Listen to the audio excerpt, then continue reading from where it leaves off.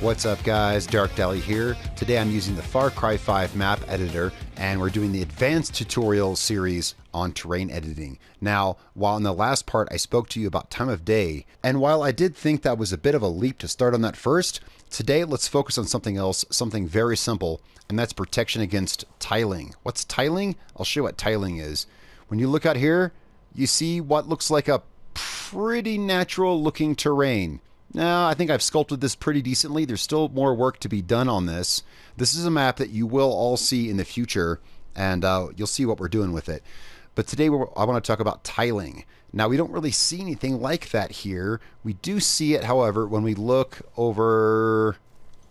Shit. Well, we see it somewhere. We see it right here. Let's swap to a different weapon that actually has like some kind of zoom on it. Actually, let's just go to the arcade editor. And we'll see it. You see it right here. This is what I call tiling. This is when you see a certain texture from a far distance away and you can see the tiling in it. Because remember, these arcade maps are only about 400 by 400 meters square. They only make the maps like to the distance allowable by the draw distance. So that means every map has within it, at its max range, what is within its draw distance.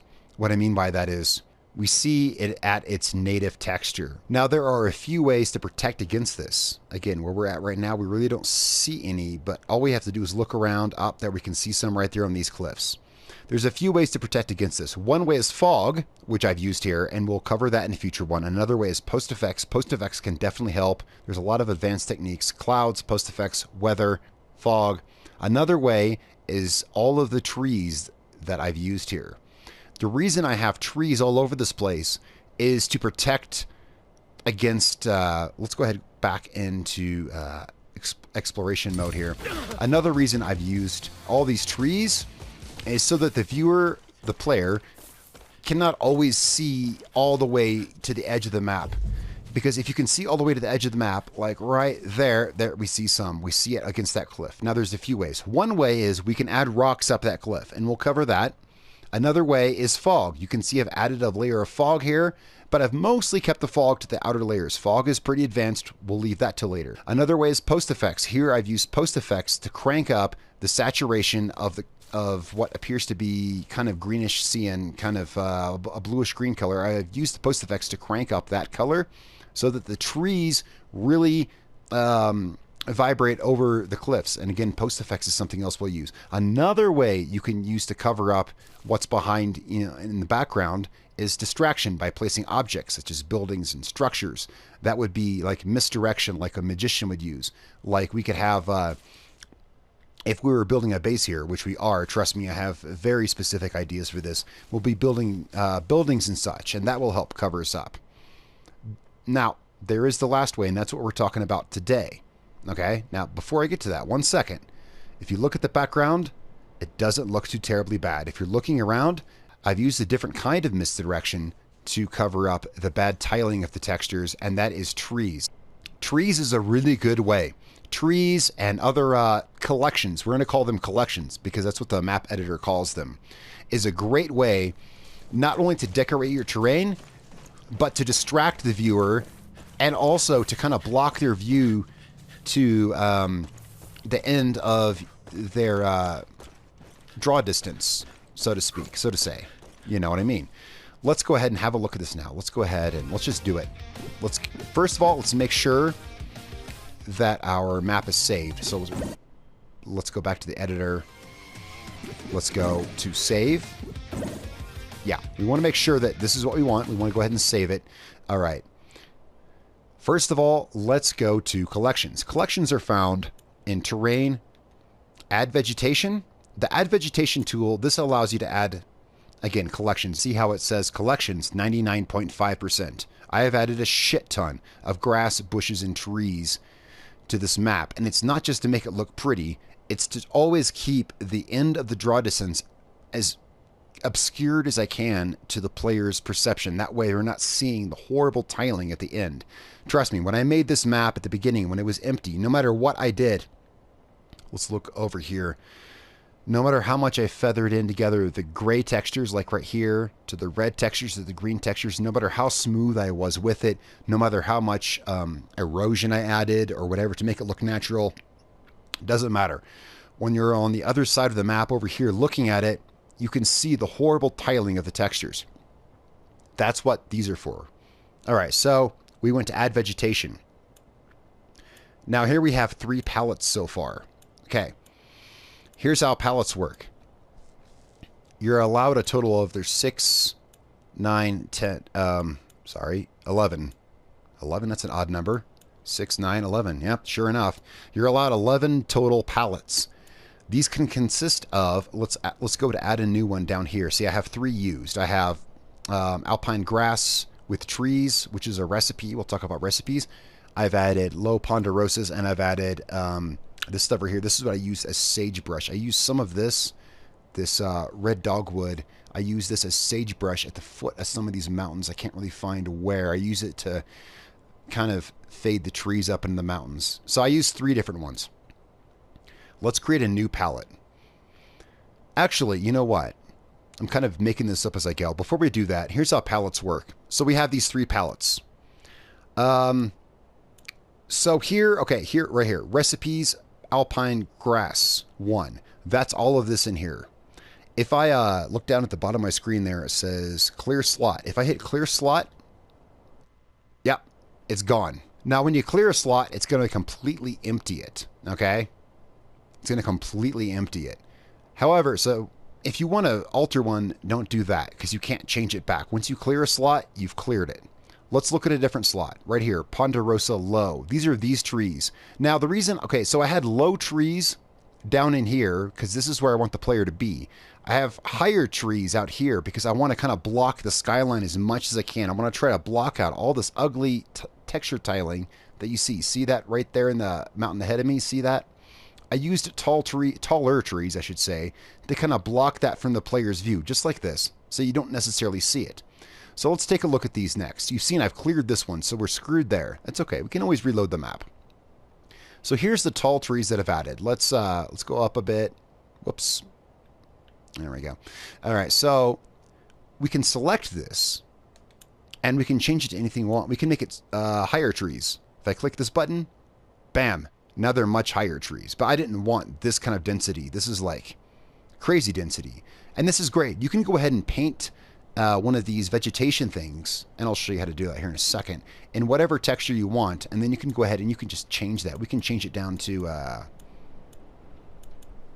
what did we have it on? I don't know. Let's just put it on this. See, we can put it on this, and now it's different. All right, so let's talk about exactly how to do this now. Can I undo that? No, apparently it won't let me undo change it. Oh, yeah, well, it just takes a minute. It takes a second. Yeah, we can. Let's change this back. That's where we had Ponderosa low. All right, so now that we have this empty spot here cleared, we can go to any empty palette. Since we have this first palette cleared, we can go here, and we can select anything we want. We can have this as, let's put it as bushes. What do we have in bushes? We have all kinds of different bushes available. I used bushes on the outside to kind of go up the mountains to look realistic. We could do, let's do something that, again, has lots of contrast so we can see exactly what we're doing. Let's put snow trees. What's our selection here? Here. Let's just select this. So we select this. Since we've cleared this, it's not going to replace it with anything. We're going to have to do it from scratch. The only option we have here with our brush is radius size. You can see it right there. All we have is radius. And even when I hold R1 for the shortcut, all we have is radius. So we can move our radius up or down. When I'm painting big areas, I move my radius all the way up. And at least on PS4, we just hold R2 to paint. And we move the left stick to paint it. There, now I'm painting these black spruce snow trees. Note that the brush does not build up, meaning that if I put the brush here and hold R2, it does not put more trees as I hold it. So there's no, as you can see, it's just slowly moving the radius outwards. So there's no worry of building them up and getting them too high. On the other hand, there's also no way to lower the density of them. You just have to choose a lower density collection. That's what we're going to look at now. Just like I showed you out there, we decide, you know what, these black spruce trees, they don't look right with this terrain. So, see right here, we can select different palettes. We're going to select the black spruce palette we just placed, and we can change it. We can change it to anything we want. In fact, we can even go back and we can change these trees to dead trees. Let's check out the dead tree palette. Ooh, what's this? We can click this, and poof, it's all changed to this. And we can say, oh, that's not quite right either. I want to do some more shopping around. Let's go back again. Let's have a look at what other kind of, can we find some, oh, wait, what's this? What's recipes? Recipes is a mix between all these different categories, and it might be what you're looking for. Let's go to recipes. Here we have a mix between bushes and trees, grass, etc. We have mix. Like here is a mix between, this is what I had, I believe, alpine grass. We can select this, and it changes everything we painted into that. That's what I previously had, was this.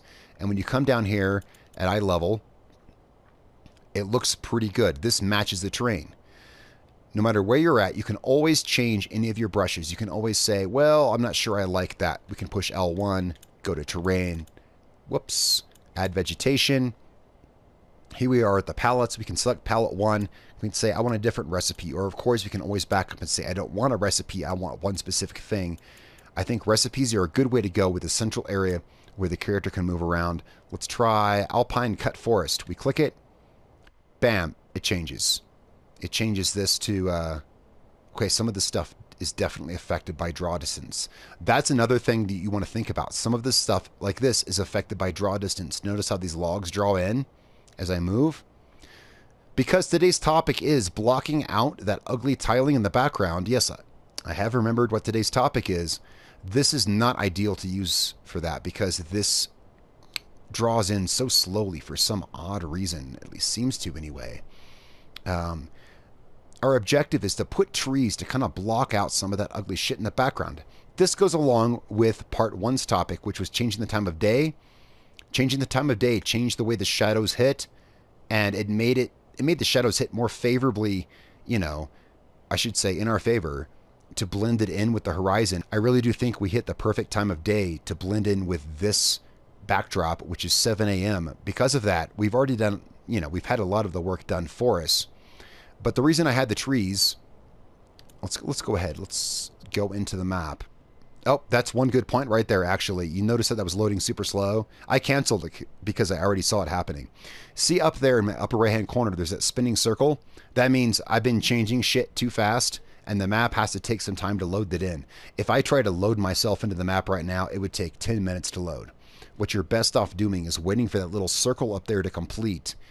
Then you load yourself in, and you'll go right in immediately. Okay, so here we have now I've just gone ahead and reloaded the map that I had originally, and this is where I think I've done a pretty good job at it, and this is what I'm talking about. Now we do have, you can see there in the distance, I'll zoom in for you on the video, you can see there in the distance, we still have some really bad like graphics, and we'll fix that in a future video. For now, this is one really great tip, is adding trees. And yeah, the reason for trees is not only to add ambiance and the feeling of nature and realism, it's also to block the player from seeing all the ugly graphics in the background. And as you can see here, now that we've loaded into it, we've done a pretty decent job of that. This seems to flow pretty seamlessly into the background. And at no point can we ever see the ugly blue that divides this from the backdrop. So far we've covered time of day. Time of day is, I know it's a funny thing it seems to start on, but really that's what creates your shadows.